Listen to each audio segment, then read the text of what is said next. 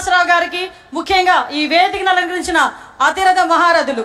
ఇందులో నేను చాలా చిన్నదాన్ని, ఎందుకంటే 83వ సంవత్సరం నుంచి కూడా తెలుగుదేశం పార్టీ గురించి ఎన్నో త్యాగాలు చేసి ఈ రోజుకి ఇక్కడికి తెలుగుదేశం పార్టీ ఉంటే మనం ఉన్నామనుకునే విధంగా ఉన్న తెలుగుదేశం పార్టీ నాయకులందరికీ కూడా మరొకసారి శిరస్సు వంచి పాదాభివందనం చేస్తూ, తెలుగుదేశం పార్టీ కార్యకర్త, నా కోసం పుట్టిన పార్టీ, నా జాతి కోసం పుట్టిన పార్టీ, నా కుటుంబం కోసం పుట్టిన పార్టీ.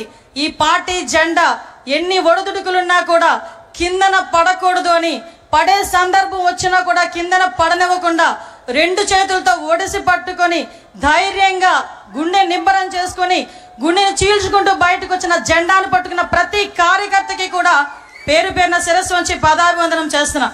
ఎందుకంటే ఈరోజు తెలుగుదేశం పార్టీ బలగం తెలుగుదేశం పార్టీ కార్యకర్తలే. ప్రతిసారి తెలుగుదేశం పార్టీ అధినాయకుడు మా నారా చంద్రబాబు నాయుడు గారు చెప్తుంటే ఒక్కొక్కసారి నాకు 12 సంవత్సరాల రాజకీయ అనుభవం, ఈ రాజకీయ అనుభవంలో చూసిన సందర్భాలు చాలా ఉన్నాయి. మేము పార్టీ క్యాన్వాసింగ్కి వెళ్ళినా, ఎక్కడికైనా మీటింగ్కి వెళ్ళినా పెద్దవాళ్ళు 2-3 వచ్చి ఏదైనా పెన్షన్ అడుగుతారేమో, లేకపోతే ఏదైనా హౌసింగ్ స్కీమ్ అడుగుతారేమో అనుకుంటే నా దగ్గరకు వచ్చి చాలా సందర్భాలు, అమ్మ పార్టీ జెండా ఇవ్వమ్మా, మా ఇంటికి కట్టుకుంటానని చెప్పి ఇన్న సందర్భాలు కూడా చాలా ఉన్నాయి. అటువంటి మహానుభావులందరూ ఉండబట్టే 43 సంవత్సరాలుగా ఎన్నో ఒడిదుడుకులు ఎదుర్కొన్నా కూడా ఈరోజు పార్టీ నిలబెట్టుకోగలుగుతున్నాం. ముఖ్యంగా తండ్రి స్థానంలో ఉన్నారని ఎందుకు మాట్లాడుతున్నానంటే, గౌరవ చంద్రబాబు నాయుడు గారి గురించి ఏదైతే పార్టీ ఈరోజు మన సిద్ధాంతం పేదరిక నిర్మూలన అని మన సిద్ధాంతం. ఈ నేను కమ్యూనిస్ట్ నాయకత్వంలో, అటువంటి నాయకుడు నాయకత్వంలో ఈరోజు ఒక తెలుగుదేశం పార్టీ కార్యకర్తగా నించున్నా కూడా అది జీవితానికి పరమార్థమే అన్న విషయాన్ని ఈ రోజు నేను గర్వంగా చెప్పగలుగుతున్నా. మీ అందరికీ తెలియాలి, గౌరవ చంద్రబాబు నాయుడు గారు అంటే మనందరం కూడా, చంద్రబాబు నాయుడు గారు ఒక ముఖ్యమంత్రి హోదాలో, ప్రతిపక్ష నాయకుడి హోదాలో, చాలా మంది చంద్రబాబు నాయుడు గారి దగ్గరికి వచ్చేటప్పుడు నా స్వయంగా నేను చెప్తున్నా, ఈ సందర్భం ఇప్పటి నుంచి చెప్పాలనుకున్నాను కానీ చెప్పలేకపోయా. నేను కూడా చాలా సందర్భాల్లో చంద్రబాబు నాయుడు గారి దగ్గరికి వెళ్ళి చాలా విషయాలు సార్తో మాట్లాడేయాలని చెప్పి మాట్లాడడానికి వెళ్తా. ఏమ్మా అనిత, ఏమ్మా అంటారు, అనిత కూడా కదా ఏమ్మా అంటారు, అనేసరికి మొత్తం మర్చిపోతా. 2 సార్లు అలా వెనక్కి తిరిగి వచ్చా.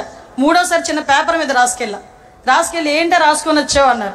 సార్ మిమ్మల్ని చూస్తే నేను అన్నీ మర్చిపోతున్నాను సార్, మరి ఏం పని చేస్తుందో నాకు తెలియట్లేదు, అందుకే రాసుకొని వచ్చాను సార్ అన్నాను. ఆ రోజు నుంచి ఈ రోజు వరకు నా స్వయం అనుభవం ఒకటి చెప్పాలి, ఏం ఆరా పని చేస్తుందో తెలియదు కానీ ఆయన చుట్టూ ఒక్కసారి ఆయన రూమ్లోకి వెళ్ళేసరికి మైండ్లో అన్నీ వెళ్ళిపోతాయి. ఒకటే ఒకటి గుర్తొస్తుంది, అతను మా నాయకుడు, ఆ నాయకుడితో మేము పనిచేయాలి అని ఒకే ఒక థాట్తో మేము బయటకు వచ్చే పరిస్థితి కనిపించిందంటే దట్ ఈస్ చంద్రబాబు నాయుడు. నేను ఎందుకు చెప్తున్నాను, చాలా గర్వంగా చెప్తా. ఎక్కడున్నారు తెలుగుదేశం పార్టీలో, నేను ఎక్కడికి వెళ్ళినా కూడా ఆంధ్రప్రదేశ్ అనేసరికి బాబు చంద్రబాబు నాయుడు గారు అని అనేసరికి ఎక్కడ ఎంత ఉప్పొంగుతుందంటే గుండె, అది ఈరోజు మన పార్టీ. అటువంటి పార్టీలు ఈరోజు ఆయన పడ్డ కష్టం గురించి కూడా మీకు చెప్పాలి. రోజుకి ప్రతిపక్షంలో ఉండేటప్పుడు అలాగే కష్టపడతారు, అధికారంలోకి వచ్చిన తర్వాత అంతకన్నా ఎక్కువ కష్టపడే వ్యక్తి. ఎందుకంటే మీ అందరికీ తెలుసు చంద్రబాబు నాయుడు గారు, మాకన్నా బాగా మీకే తెలుసు. కానీ ఇప్పుడు అతి దగ్గరగా చూస్తుంటే చాలా మంది అతని వయసు గురించి మాట్లాడతారు, ఏజ్ జస్ట్ నెంబర్ అని చెప్పి నిరూపించిన వ్యక్తి ఆయన. అటువంటి వ్యక్తి రోజుకి 16 గంటలు 17 గంటలు కూర్చున్న వ్యక్తి, మళ్ళా బ్రేక్లో తప్ప బయటికి లగని వ్యక్తి, ఎన్ని గంటలైనా సమీక్ష చేసి చాలా ఇన్డెప్త్ వరకు వెళ్ళిన వ్యక్తి. ఒకసారి నేను రివ్యూలో కూర్చున్నా, నేను మా డిపార్ట్మెంట్ వాళ్ళందరూ ఫుల్గా ప్రిపేర్ అయిపోయాము, ప్రాబ్లం ఏం లేదు, సార్ ఏమన్నారు ఈరోజు పొగుడుతారని చెప్పి వెళ్ళా. మొత్తం తిరిగేశారు ఒక 10 నిమిషాలు. సార్ అలా చూసి మా వైపు చూసి ఇందులో ట్రాఫిక్ ఇష్యూస్ ఏవి అని అడిగారు. ఆ రోజు నేను డీజీపీ గారు మొహం చూసుకునే సందర్భం. అంటే ఎంత ఇన్డెప్త్కి వెళ్తారో చెప్తున్నా. అటువంటి వ్యక్తి గురించి ఎందుకు చెప్తున్నాను అంటే, మీరందరూ 2047 గురించి మాట్లాడుతూ ఉంటే ఏంటో ఎప్పుడు 2047 ఇప్పుడు ఏంటి మనకి అనుకున్న సందర్భాలు కూడా చాలా ఉన్నాయి. 2020 గురించి మాట్లాడేటప్పుడు నేను ఒక స్టూడెంట్ని, ఆ రోజు 2020 గురించి మాట్లాడేటప్పుడు స్టూడెంట్ని కాస్త 2020 విజన్ వచ్చేసరికి ఆయన పక్కన కూర్చొని ఒక మహిళా అధ్యక్షురాలుగా నేను ఆయన పక్కన కూర్చునే పరిస్థితి వచ్చిందంటే అది విజనరీ. ఈరోజు హైదరాబాద్ వెళ్ళినా ఎక్కడికి వెళ్ళినా కూడా చంద్రబాబు నాయుడు గారు కనిపిస్తారు. ఒక ఐఎస్బి కానీ, ఔటర్ రింగ్ రోడ్ కానీ, ఎయిర్పోర్ట్ కానీ, అక్కడ ఉన్న హైటెక్ సిటీ కానీ, ఎక్కడికి వెళ్ళి తలుపు తట్టినా దిస్ ఈజ్ చంద్రబాబు నాయుడు అడ్డా అని చెప్పే పరిస్థితి హైదరాబాద్లో కనిపించింది. మళ్ళా అదే పరిస్థితి రాబోతుంది మన అమరావతిలో. మన అమరావతి చరిత్ర ఉన్నంత వరకు అమరావతి ఉంటుంది. చంద్రబాబు నాయుడు గారు 3 తరాలు చూస్తుంటారు. నాయక మీకు ఒక విషయం చెప్తున్నా, మీరు 3 తరాల నాయకులను చూశారు, 4వ తరం నాయకులను చూడబోతున్నారు. 40 తరాలు వచ్చినా కూడా అమరావతి అని వచ్చేసరికి తెలుగుదేశం పార్టీ చంద్రబాబు నాయుడు గారే గుర్తొస్తారు తప్ప వేరే ఏ నాయకుడు గుర్తుకు రాబోడు. ఇది సత్యం. ఏదో సార్ ఉన్నారు కదా పొగడ్డానికి మాట్లాడలే, నేను చూస్తున్నాను కాబట్టి చెప్తున్నా. 2047 ఏదో ఒకటే ఒక విషయం చెప్పి ముగిస్తా. 2047 విజన్ పెట్టుకొని 5 సంవత్సరాలు ఈ రాష్ట్రానికి ఎలా చేయాలి, 5 సంవత్సరాలు 2047కి మనం ఏం చేయాలి అని ఇప్పటి నుంచి ప్రణాళిక రాసుకున్న నాయకుడు ఎవరినైనా చూసామమ్మా? మనమే ఇంట్లోనే ఉన్న పద్దులు రాసుకోము, సంవత్సరానికి సరిపడి ఏం కావాలి, ఏం చేయాలి, నా పిల్లడు ఏం చేయాలి మాట్లాడుకోము. నీ పిల్లడు ఏం చేయాలి, నీ పిల్లడికి ఎలాంటి ఉద్యోగం కావాలి, నీకు ఎలాంటి ఇల్లు కావాలి, నీకు ఎలాంటి జీవనోపాధి కావాలని 24 గంటలు లోపల కూర్చొని రాసుకుంటున్న వ్యక్తి అమ్మా ఆయన.